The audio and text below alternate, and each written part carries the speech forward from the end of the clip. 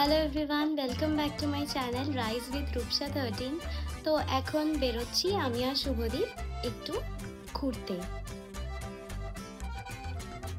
আমরা গেছিলাম সরস মেলা, যেটা হচ্ছিল নিউ টাউন মেলা প্রাঙ্গণে। প্রথমেই এই স্টলটি দেখলাম, যেখানে হচ্ছে এরকম লাইট বিক্রি হচ্ছিল। এগুলো হ্যান্ডমেড টেবিল ল্যাম্প। এই মেলাটার মূল উদ্দেশ্য ছিল কুটির শিল্পকে সাপোর্ট করা।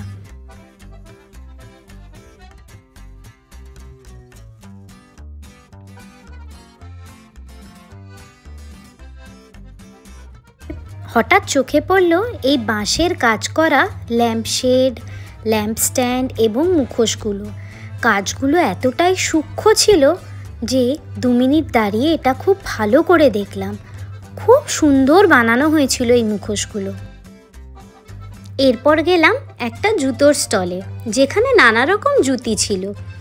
হিলওয়ালা জুতি, ফ্ল্যাট জুতি এবং একদম এথনিক টাইপের জুতি। অ্যান্ড কালেকশনও খুব ভালো ছিল। তো তাই গিয়ে একটু চেক আউট করলাম, যদি কোনো জুতি পছন্দ হয় সেটা নেব বলে।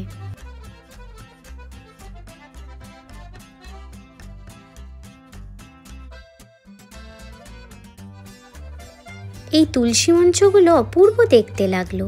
তারপর গেলাম আমরা হাতে আঁকা এই স্টলটিতে। এখানে সব জিনিসই এনারা নিজের হাতে এঁকেছেন।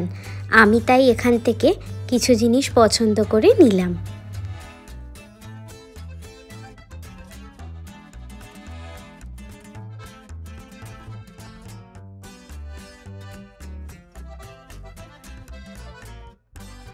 এরপর গেলাম মিষ্টি হাবে।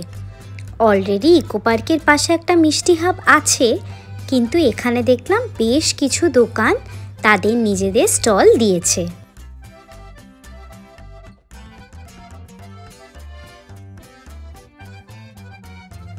আমার কাছে 1-2 এরকম আর্টিফিশিয়াল ফ্লাওয়ার ছিল, বাট এগুলো তো বেশি দিন থাকে না, তাই এগুলো আরও কিছু নিয়ে নিলাম চেঞ্জ করে ঘর সাজাবো বলে। এই দোকানটায় সব কিছুই হাতে বানানো, সুতোর কাজ করা, কিন্তু এত অপূর্ব যে আপনাদের সাথেও শেয়ার করলাম। তো আমরা সরস মেলা থেকে বেরিয়ে গেলাম। আমার পার্সোনালি মেলাটা খুব ভালো লেগেছে, বিকজ এরা অনেক ছোট ছোট শিল্পকে প্রমোটও করছে। কোন শিল্পকে যদি আমরা আরও বেশি প্রমোট করি, যারা নিজেরা হাতের কাজ বানিয়ে সেটাকে বিক্রি করছে, তাহলে আমার মনে হয় যে আমরাও মাঝে মাঝে তাদেরকে কিনে কিছু সাহায্য করতে পারি। তো এখন আমি আর শুভদীপ বেরিয়ে গেছি। মেলাটা 9টা অবধি ছিল, আমরা তো জানতাম না, আমরা এমনি ঘুরতে ঘুরতে পৌঁছেছিলাম মেলাটায়। 9টায় মেলাটা বন্ধ হয়ে গেছে। তো এখন আমরা যাচ্ছি কোথাও খেতে, রাতের ডিনার।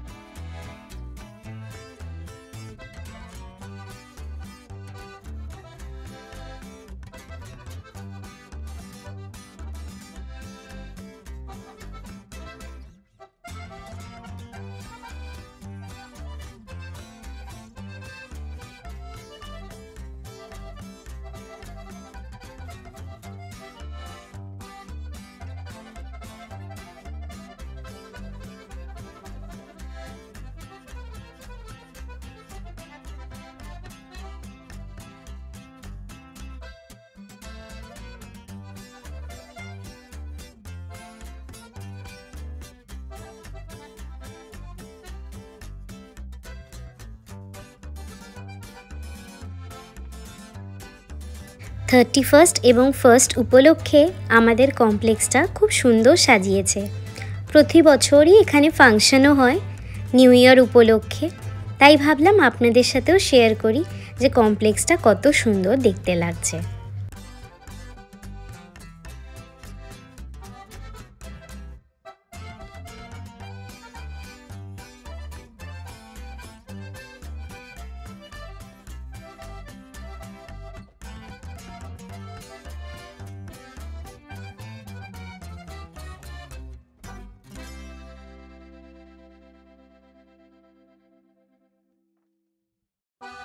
তো এই বাড়ি এসে ফ্রেশন আপ আর চেঞ্জ করে নিয়েছি।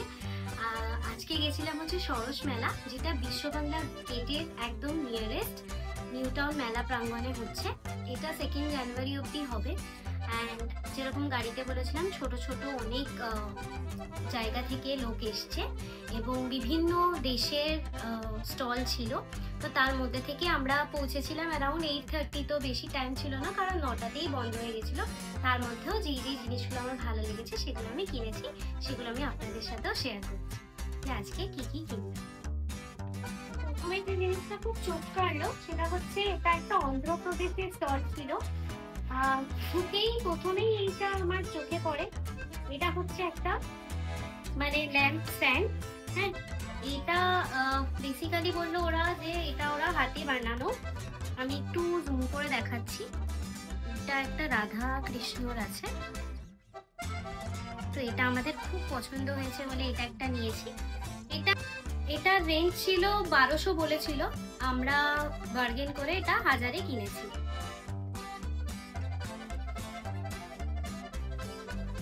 কোস্টার, তো এরকম কোস্টার আমার কাছে আগে একটা ছিল, তো আজকে আরো দুটো নিলাম ম্যাচিং করে।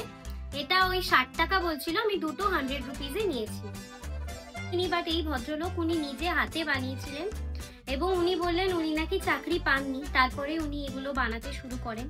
তো আমার এই গণেশ খুব পছন্দ, কারণ আমার নিজের গণেশ ঠাকুর খুব পছন্দ, তাই জন্য এই গণেশ ঠাকুরের এইটা আমি নিয়েছি। এটা পুরোটাই সুতো দিয়ে হাতে বানানো। আর যেটা খুব ইউনিক লেগেছে হচ্ছে আমার এই দুটো তবলা, এটাও হাতে বানানো, খুবই সুন্দর সূক্ষ্ম জিনিস ছিল। এই দুটো আমার তার মধ্যে থেকে আমি পছন্দ করে নিয়েছি। আর এই কাশফুলটা নিলাম, এটা আমার খুব দেখে ভালো লাগলো। আর এরকম আমার কাছে কয়েকটা আগে ছিল, এইগুলো পার্টিকুলারলি খারাপ হয়ে গেছে। এইটা 20 টাকা নিয়েছিল এই কাশফুলটা, আর এই স্টিকগুলো 5 টাকা করে এক একটা নিয়েছিল। আর আমার এই জুতিটা খুব পছন্দ হলো, এটা 800 বলেছিল, আমি 600 টাকায় নিয়েছি। আর আমার একটা মারুন জুতি এর আগের বার দেখিয়েছিলাম, আমার দেওরের বিয়ের সময় পরেছিলাম, তো মারুনটা আমি রাজস্থান থেকেই কিনেছিলাম। আর এই ব্ল্যাকটা নিলাম কারণ ব্ল্যাকটা সব ড্রেসের সাথে পরা যাবে বলে। তো আজকের ব্লগটা এখানেই শেষ করলাম। আশা করি আপনাদের এই ব্লগটা খুব ভালো লেগেছে। আর আজকে আমি যেটুকু পেরেছি এই ছোট ছোট যে কুটির শিল্পকে যতটা সাপোর্ট আমি করতে পেরেছি, আমি খুব কম সময় গেছিলাম, তো আমি কিনেছি।